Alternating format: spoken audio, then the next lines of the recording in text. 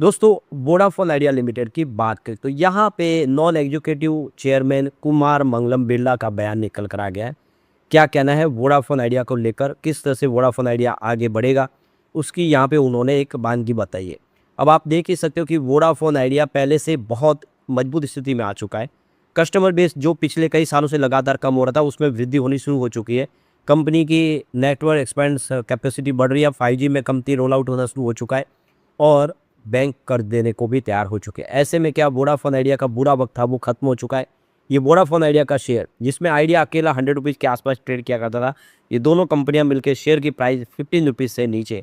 क्या है आगे की रणनीति, समझेंगे। वैसे कल इसने एक फ्रेश हाई बनाया 52 वीक का, उससे एक स्थिति समझ में आ रही है कि निवेशकों का रुझान पॉजिटिव हुआ, लेकिन आज कुछ दबाव था बाजार की वजह से। तो आगे की क्या रणनीति बनेगी उसको समझेंगे इस वीडियो के माध्यम से। लेकिन फ्रेंड्स, उससे पहले अगर आप पहली बार हमारे चैनल पे आए तो चैनल को सब्सक्राइब कर दीजिए, एक बेल आइकॉन दबा दीजिए ताकि जब भी नया वीडियो बने पहला नोटिफिकेशन आपको मिले। वीडियो पसंद आए तो लाइक से जरूर कीजिए। चलो फ्रेंड्स, वीडियो स्टार्ट करते हैं। मैं हूँ आपका दोस्त SB दवे और हमारे अपने चैनल ऑनलाइन कमाई में आपका बहुत बहुत स्वागत है। सबसे पहले वोडाफोन आइडिया लिमिटेड के कारोबार की बात करें तो 14.96 पर क्लोजिंग थी, 0.66% की यहाँ पे गिरावट देखने को मिली। तो यहाँ पे आप देखें कि शुरुआत तो पॉजिटिव हुई थी, 15.06 पर क्लोजिंग थी कल की, और आज 15.12 पर पॉजिटिव शुरुआत हुई। इंट्राडे में 15.26 का हाई बना। वैसे कल 15.37 का एक फ्रेश हाई बनाया था, उसके बाद में स्टॉक के अंदर कल ही प्रॉफिट बुकिंग आ गई थी।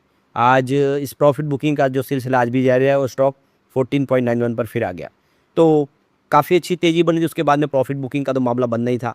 बाजार कमजोर था, 500 पॉइंट की गिरावट हुई, इस वजह से ये भी स्टॉक थोड़ा नीचे आया। अब इसकी परफॉर्मेंस की बात करें तो वन डे का रिटर्न 0.60% नेगेटिव जरूर है, लेकिन पिछले एक महीने में 14.62% की शानदार तेजी स्टॉक में बनी है। 3 मंथ का रिटर्न देखें तो 5.57% पॉजिटिव है, जबकि 1 ईयर का रिटर्न 123% पॉजिटिव है, यानी काफ़ी अच्छी दौड़ लगाई स्टॉक ने। 3 ईयर की बात करें 72% के आसपास की इसमें तेजी बनी है, और पिछले 5 सालों में 149% का पॉजिटिव रिटर्न है। ओवरऑल अगर आप देखेंगे तो कहीं पर कोई निगेटिव रिटर्न नहीं है। इस स्टॉक में निवेश करने पर फ़ायदा हुआ है, पर ऐसा नहीं है कि सबको फ़ायदा हुआ है, क्योंकि स्टॉक तो 19 तक गया था। अगर किसी ने 19 के आसपास निवेश किया होगा उसको थोड़ा सा लॉस जरूर होगा, लेकिन अब स्थिति बदल रही है कि आने वाले समय वो भी फायदे में आ सकते हैं। अब यहाँ पे जो बड़ी अपडेट निकल के आ रही है, कुमार मंगलम बिरला जिन्होंने अपने स्टेक होल्डर के साथ में, शेयर होल्डर के साथ में जो एनुअल जनरल मीटिंग के दौरान अपनी बातचीत रखी, जिसमें एक उन्होंने आगे का जो भी रास्ता है वो बताया, किस तरह से कंपनी को आगे बढ़ना है। तो यहाँ पे इस मौके पे देखें तो कुमार मंगलम बिरला की तरफ से जो आज बयान निकल कर आया गुरुवार के दिन, उनका कहना है कि फाइनेंशियल ईयर 2026 हमारे लिए एग्जीक्यूशन और डिलीवरी का साल है। हम अपने बिजनेस को तेज़ी से बढ़ाने के लिए नई रणनीति के तहत आगे काम कर रहे हैं, और हम लगातार अपने नेटवर्क पे ऊपर इन्वेस्टमेंट करें, हम नेटवर्क मजबूत करें, अपनी फाइनेंशियल इंप्रूवमेंट दिखा रहे हैं, यानी अपनी सेहत को मजबूत करें और सस्टेनेबल ग्रोथ और लॉन्ग टर्म वैल्यू के लिए तैयार कर रहे हैं, अपने निवेशकों के लिए फ़ायदे की कोशिश कर रहे हैं। तो यहाँ पे 31वीं एनुअल जनरल मीटिंग के दौरान शेयर होल्डर को यहाँ पे संबोधित करते हुए उन्होंने कहा कि कंपनी ने जो अपनी प्रॉब्लम थी उसमें से निकलने के रास्ते तलाशे, काफ़ी सारे चैलेंजेस थे लेकिन उसको पार किया, और हमने एक स्थिति जो ख़राब से ख़राब स्थिति से बाहर निकल के अपनी स्थिति को मजबूत करने की तैयारी किया, और हम एक बेहतर मुकाम पे आने की तैयारी में। यानी हमारा नेटवर्क अब मजबूत हो रहा है, हमारे बिजनेस में अब ग्रोथ देखने को मिल रही है। उनका कहना है कि जो हमारा फोकस अब शिफ्ट हुआ है डिसिप्लिन, एजुकेशन और ऑपरेशनल एक्सीलेंस के ऊपर, और ये देखो इसके माध्यम से हम इन्वेस्टमेंट जो कर रहे हैं सस्टेनेबल ग्रोथ के अंदर, ताकि हम लॉन्ग टर्म वैल्यू क्रिएट कर सके स्टेक होल्डर के लिए। तो आप देख सकते हो कि इस समय प्रॉब्लम अभी भी बनी हुई है, उसका हम रास्ता निकाल रहे हैं। तो यहाँ पे जो टैरिफ को लेकर भी उन्होंने कहा है कि अगर ग्लोबल लेवल के हिसाब से कंपेयर करें तो इंडिया का जो ARPU है वो सबसे कम है। हम यानी टेलीकॉम सेक्टर बहुत कम चार्ज करें लोगों से दुनिया के हिसाब से, और यहाँ पे संभावना है कि इसमें कुछ वृद्धि की जा सके। तो कुमार मंगलम बिरला का कहना है कि जो भी ऑपरेटर है वो भी एक रीजनेबल रिटर्न चाहते हैं, ताकि अपना जो इन्वेस्टमेंट जो है आगे जाके नेटवर्क को मजबूत करने और नेक्स्ट जनरेशन टेक्नोलॉजी को इस्टेब्लिश करने में लगा सके। यानी कि हमारा पैसा होगा तभी हम उसको इस्तेमाल कर पाएंगे, तो हमें रेवेन्यू तो मिलना चाहिए।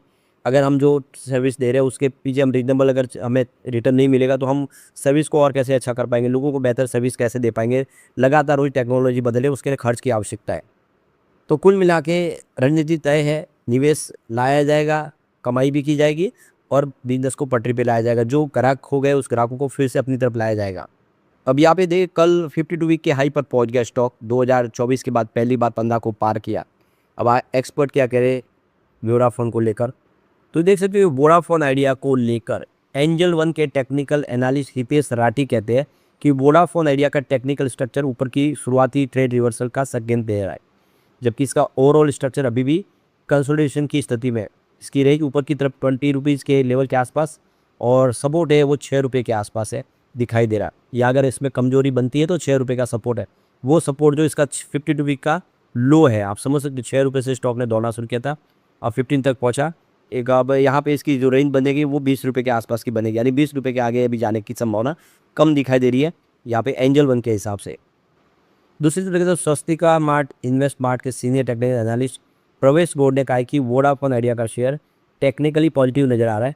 चार्ट पर मीडियम टर्म में जो ट्रेंड में सुधार के संकेत भी दिख रहे हैं, क्योंकि शेयर हायर हाई और हायर लो पैटर्न बना है, साथ ही मूविंग एवरेज के ऊपर बना हुआ, तो यहाँ पे एक संभावना पॉजिटिव दिखाई दे रही है।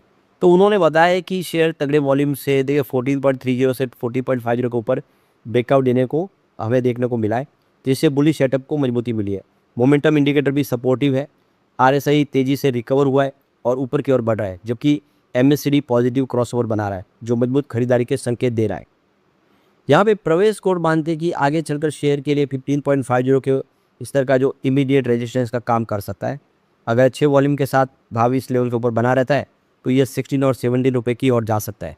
डाउन साइड में 14.20 से ये 14.34 के स्तर पे इमीडिएट सपोर्ट जोन में आ सकता है, जबकि 13.2 से 13 का जोन अहम मीडियम टर्म सपोर्ट बना हुआ है। ये देख सकते हो कि प्रवेश कोड का मानना है।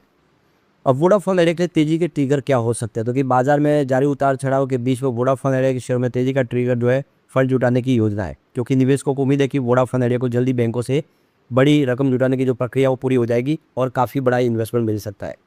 तो जो खबरें निकल के आ रही है कि स्टेट बैंक ऑफ इंडिया और उसके जो अगुवाई वाले सरकारी बैंकों का ग्रुप है को कर्ज से देने के लिए आखिरी फेज में आ चुका है, यानी उनसे कर्ज मिल सकता है। इसी खबर से देखें तो जोश भी देखने को मिला। आप देखें रिपोर्ट के मुताबिक एसबीआई की अगुवाई वाले 6 से 7 जो सरकारी बैंकों का ग्रुप है वो कर्ज दे सकता है वोडाफोन आइडिया को। फिलहाल जो अपडेट निकल के आई कि एसबीआई रकम तभी देगी जब इस ग्रुप की जो शामिल बैंक भी अपने अपने हिस्से के कर्ज को मंजूरी दे देंगे, यानी सबके मंजूरी मिलने के बाद ही एसबीआई भी अपनी तरफ से रजामंदी देगी, और उनको चाहिए बैंक की कॉरपोरेट गारंटी बिरला ग्रुप से, जो देने को तैयार हो चुका बिरला ग्रुप। तो कर्ज की जो रकम मिलेगी उसका इस्तेमाल मोबाइल नेटवर्क को मजबूत करने में किया जाएगा, साथ ही 4G और 5G सर्विस को बेहतर बनाने के लिए भी खर्च किया जाएगा। आईसीआईसीआई सिक्योरिटीज़ के मुताबिक वोडाफोन आइडिया ने नोकिया, एरिक्सन और सैमसंग जैसी कंपनियों को नेटवर्क इक्विपमेंट्स के लिए 9,000 करोड़ से ज़्यादा के ऑर्डर दे दिए, यानी आने वाले समय सर्विस मजबूत की जाएगी वोडाफोन आइडिया। तो लंबे समय में पैसों की कमी से जूझ रही वोडाफोन आइडिया ने शुरुआती फेज में 6,400 करोड़ का रकम जुटा ली है, जिसमें 1,183 करोड़ प्रमोट आदित्य बिरला ग्रुप ने जारी किए वारंट से मिले हैं, जबकि बाकी की रकम फॉरेन लैंडर्स और भारत के प्राइवेट बैंकों से मिली है।